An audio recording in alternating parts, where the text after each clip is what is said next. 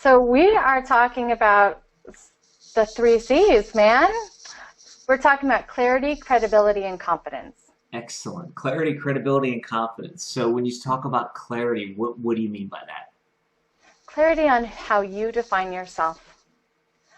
So that is the 3 to 5 traits that you see in yourself, and 3 to 5 traits that you see in others that really stand out, that you admire, that you want to live as. The ones that you see in yourself and others are going to be your natural core traits. It's not something, I don't have to try to be relatable. For goodness sake, like, I lived more of a life than most people did before I was 13. For better or for worse, like, that's just how it was. And so, and I've made every mistake underneath the sun, so I'm extremely accepting, you know, and I've gotten these great opportunities to be able to speak and travel and write, and they've come kind of effortlessly to me in the sense where I'm still figuring out how it's all going to pan out in the end, and what I'm really supposed to do when I grow up, you know. So these are things that are really natural for me, that I don't have to try to be anything. I don't have to orchestrate anything. I don't have to live up to anything. They're just my core traits. So when you have clarity on who you are, then and what matters to you, your core values, then that's what you bring to every table. And when you do that, you know, whether you're in the bedroom or in the boardroom, you know, anywhere, like anywhere, you know if you're being true to yourself. Because if you're not, you won't be living within those core values. If I won't be, I'm trying to, like, if I'm not feeling confident, naturally confident in a situation, then I'm not supposed to be in that situation. Yeah. If I'm not feeling that connection, that natural connection that's really grace-filled and intuitive within me, like if all of my spikes are up and things are painful and my body aches, like, then I know something deeper is going on for the person beside me. And listening to that rather than covering it up is really important for me to honor myself in those situations. Same thing if I'm not being uplifting, if I'm, you know, in a situation which I'm never in anymore. Maybe it's why I don't have many girlfriends. As I think of it. No, but I don't sit around and, like, I don't have a meter to listen to people, like, really bash and bitch and complain. Like, I want to be around people that are really uplifting, and I want to lift people up. My Facebook feed is one of the most positive places on earth. Literally. I get trapped there because it's so friggin' positive. And people complain about Facebook being so negative. When I see those posts from my friends every once in a while, I'm like, who's on your page? Like, I have 4,000 friends, and my Facebook feed is amazing. So I that's one of my core beliefs about myself. I have clarity that I put myself, and I'm committed to being in uplifting situations and being an uplifted person. And then the next piece is being trustworthy. If I say I'm going to do something, I'm going to do it. Come hell or high water, I'll figure it out. And that means a lot to me. So people that aren't like that, I don't have much patience for. And I say blessings to you, and you're dismissed. Yeah. You know? So so those are my core traits. So having that clarity for yourself are things that are going to be really wonderful for you, and those are things that you're going to really enjoy about who you are. And when you're not living in value with those core traits, you'll be able to know that, oh, this situation isn't in line with who I am, and so you can dismiss yourself, and your life will become more in the flow. Credibility capability. Blah, blah, blah, blah.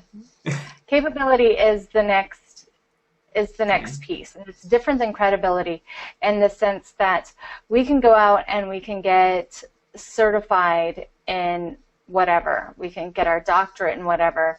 I know many people with major degrees that don't do anything with their degrees because they didn't feel in their heart of hearts that it was something that their life was building them up to be capable of. And God trains the willing.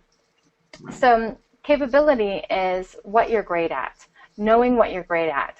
So Um, I had a client who had great breakthrough with EFT and tapping and mindset and stuff like that. Wonderful, wonderful, great breakthrough. She wanted to be a coach in it, or so she thought. But her natural talents, her capability is in writing. And now she's writing for Huffington Post, and she's been on TED Talk doing intuitive writing and branding. So where she thought she needed to go because she was capable and it impacted her life, and or it impacted her life and it was benefited to her, that wasn't her capability, that wasn't her gift. So knowing your gift. My gift is really to bring people home to their bodies, see their genius. I naturally see their genius, and then I naturally share their genius with the world and teach them how to share it with the world as well. So I help people come home and tell their story, come home to themselves and tell their story. That's my capability. I'm high at it, doctorate at it. That's my genius.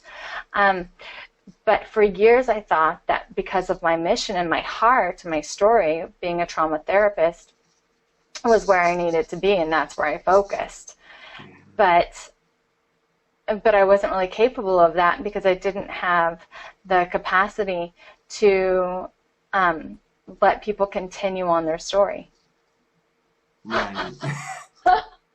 Well, I was yeah. like, if I can get over it, you can get over it.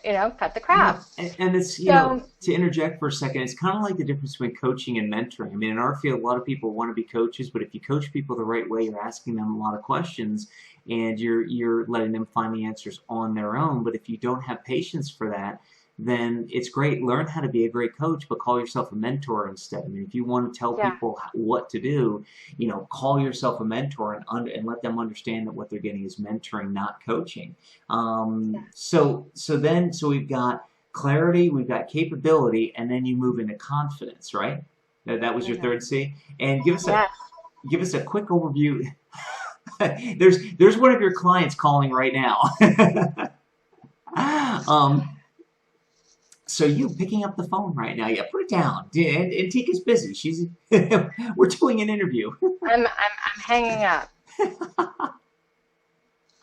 I don't even know why we have these phones anymore that actually ring. No. So confidence comes from that marriage of clarity and capability. That's when you go and you say, okay, where's my genius? Where do I get this training? That's where all these certificates, you can't see them, but all over my walls come from, that saying, oh, she's capable of bringing people home to their body, to wellness, to, I'm the EYRT 500 with a yoga school at the 500-hour level to certify people in my Divine in 9 program. I'm a nutritionalist. I have been a cosmetologist and worked in the beauty industry for a number of years through college. I have that wellness in the house, in the home, taking care of your body experience.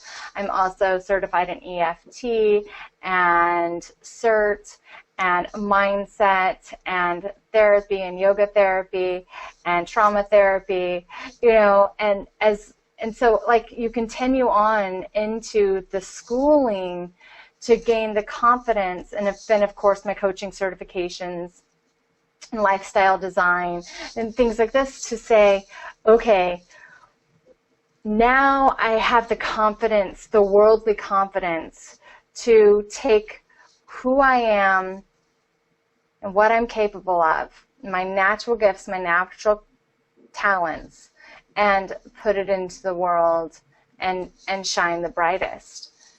Yeah. And that's that sweet spot, I think. Yeah, and it's that I help my clients get to.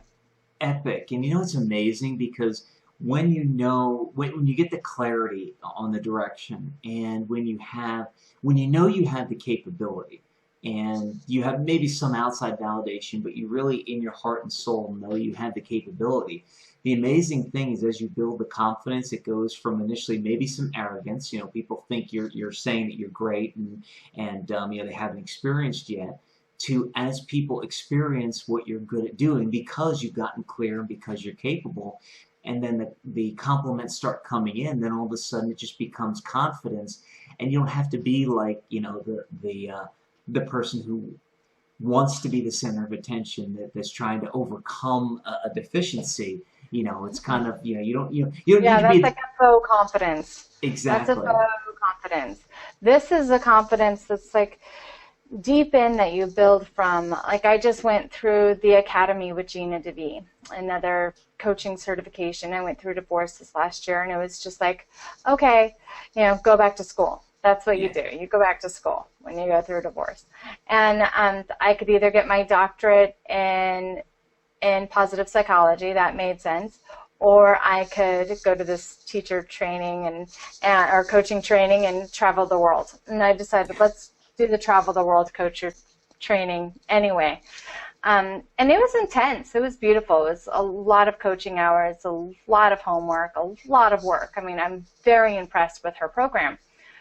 However, what I learned in that program is I had already done enough teacher coaching trainings. like I didn't have too much to learn besides this confidence piece. Yeah. And that confidence piece of, oh, I already know what I know. I already know what I know, and I need to trust what I know now. And I think, you know, and if I can interject there, I think you've just hit on the golden nugget. If folks watching have taken anything else from today, if you're at the point where you're sick of watching TV shows and webinars and everything else, you just got to get the confidence that you know what you know. I know I was in the same boat where, you know, I thought that, I guess here's the best way to put it. I thought that if I stopped going to classes and stopped watching webinars and stuff, that it meant I wasn't still learning. And what it really meant was that I had to be more selective and figure out what smaller things, what areas do I need to focus on to really learn.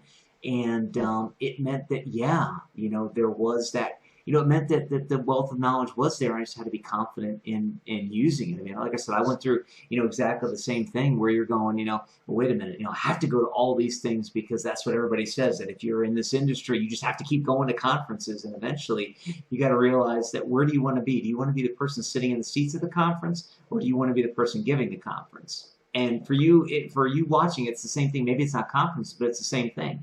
Do you want to be the person learning about what you're doing, or do you want to be the person doing what you're doing? Right, Antiqua? Correct. Yep. And then stepping into that confidence, and then I'll share my last piece whenever you're ready. Epic, yeah. And you know, we just talked for so long that, yeah, we really have to get to that one life-changing word.